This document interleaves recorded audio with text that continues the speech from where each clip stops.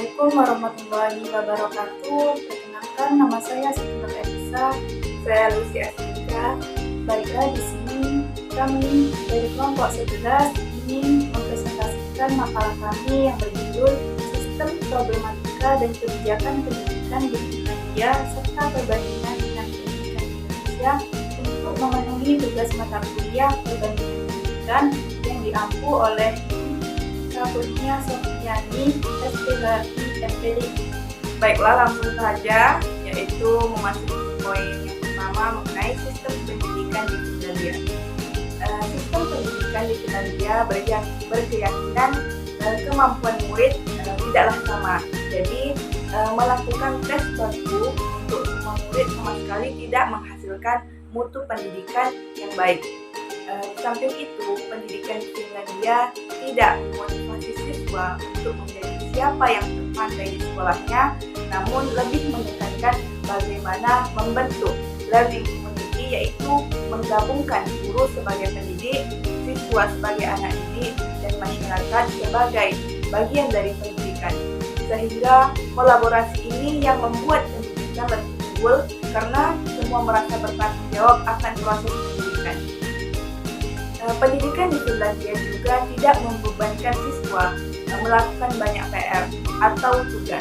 Jika dibandingkan dengan Amerika yang membebankan siswa melakukan tugas selama 2-3 jam per hari, maka Finlandia hanya memberlakukan maksimum 30 menit per hari. Guru di Finlandia lebih mengedepankan proses pembelajaran di mana siswa dapat menyerap apa yang dipelajari di kelas dibandingkan apa yang mereka dapat lakukan di luar kelas. Sebagai contoh, ketika melakukan medical check-up, tidak perlu mengetes seluruh siswa, tapi cukup dengan sebagian siswa untuk mewakili dari semua siswa, namun dengan prosedur dan sistem yang valid. Sistem pendidikan di Finlandia sangat menitik beratkan bimbingan bagi siswa yang mengalami kesulitan belajar. Finlandia optimis bahwa hasil terbaik hanya dapat dicapai bila lebih memperhatikan siswa yang kurang daripada terlalu menekankan target pada siswa yang unggul. Dengan demikian, tidak ada anak-anak yang merasa ketertinggalan.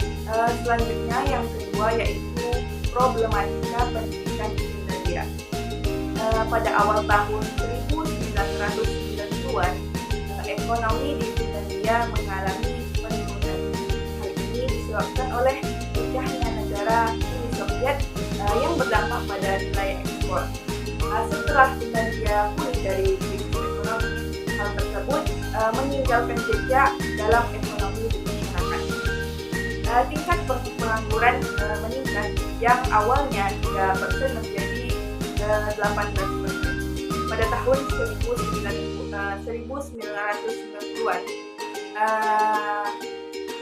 kunci keberhasilan Finlandia mengatasi resesi ekonomi yaitu dengan mengadakan kerjasama yang solid antara sektor swasta dan pemerintah. Yang selanjutnya yaitu kebijakan pendidikan di Finlandia. Pada pendidikan di Finlandia dasar terdiri dari 9 tahun pendidikan wajib yang disediakan gratis untuk seluruh kelompok umur di sekolah-sekolah komprehensif. Hampir semua anak menyelesaikan sekolah wajib mereka, yang mana hal tersebut menjadikan ruang kelas sebagai contoh yang baik bagi seluruh masyarakat dalam skala ini, menawarkan lingkungan belajar yang inklusif untuk semua siswa. Kurikulum inti nasional untuk pendidikan dasar adalah instrumen panduan yang sangat penting untuk mendukung SDGs. Tujuan utama dan distribusi jam pelajaran antara mata pelajaran dalam pendidikan dasar ditentukan oleh keputusan pemerintah. Dewan Pendidikan Nasional Finlandia merumuskan kurikulum inti nasional untuk pendidikan dasar berdasarkan keputusan pemerintah. SDGs juga telah menjadi salah satu dari tujuan topik yang ditekankan dalam kurikulum inti untuk pendidikan dasar sejak tahun 2006. Kurikulum 2006 mengalami revisi dan versi baru berlaku pada tahun 2016. Pada kurikulum 2016 ada lebih banyak penekanan pada SDGs, kebutuhan akan cara hidup yang berkelanjutan dan pemahaman ekososial akan dikembangkan dalam basis nilai pendidikan. Budaya kerja semua sekolah diharapkan untuk dikembangkan sehingga sekolah itu sendiri adalah komunitas pembelajaran yang menunjukkan tanggung jawab untuk lingkungan dan orientasi masa depan.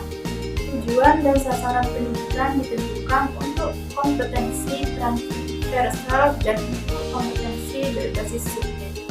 Salah satu dari 7 bidang kompetensi transversal digambarkan sebagai partisipasi, pengaruh, dan membangun masa depan yang berkelanjutan. Selanjutnya, perbandingan dengan pendidikan Indonesia. Di negara penyedia pada tingkat perguruan tinggi untuk calon tenaga pendidik sudah memiliki sekolah praktek yang nantinya sebagai tempat mahasiswa untuk melakukan internship. Pada proses internship, mahasiswa akan dibimbing oleh guru pendamping. Tugas dari guru pendamping tersebut yaitu melakukan supervisi pada saat mahasiswa melakukan pengajaran di sekolah. Guru pendamping juga dapat mengontrol serta mengevaluasi hasil praktek mengajar mahasiswa. Berbeda dengan negara di Indonesia, meskipun mahasiswa sebagai calon guru melakukan praktek mengajar di sekolah, hanya saja peran guru pendamping ini menjadi penting, namun kurangnya keterlibatan guru pendamping mengakibatkan praktek mengajar di sekolah yang dilakukan oleh mahasiswa tidak berjalan ideal. Pada dasarnya, pendidikan di Indonesia tidak begitu berbeda seperti yang ada di Finlandia. Proses mahasiswa yang menjadi calon tenaga pendidik Indonesia juga melewati pendidikan sama dengan di Finlandia untuk menjadi seorang guru. Di bangku perkuliahan, calon tenaga pendidik sudah terlengkapi dengan kegiatan latihan praktek mengajar di sekolah. Namun demikian, pada situasi saat ini jika di Finlandia, waktu serta tuntutan yang diminta sangat berbeda dan tentunya lebih jauh. Tidak hanya pada proses pendidikan.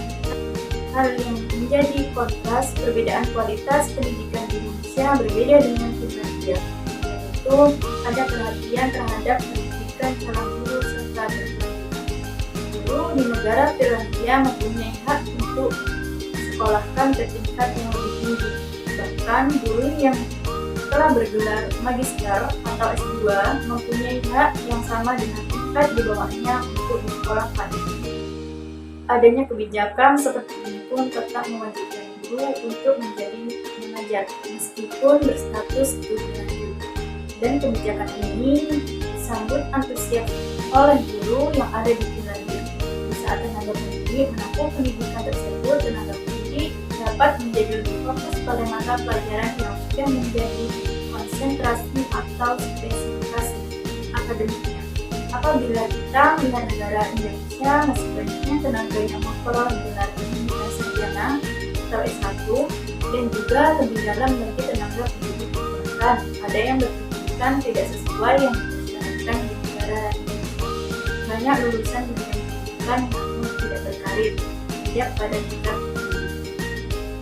Baiklah, sekian presentasi dari kami kelompok 11. Apabila ada kesalahan, kami mohon maaf. Kami akhiri.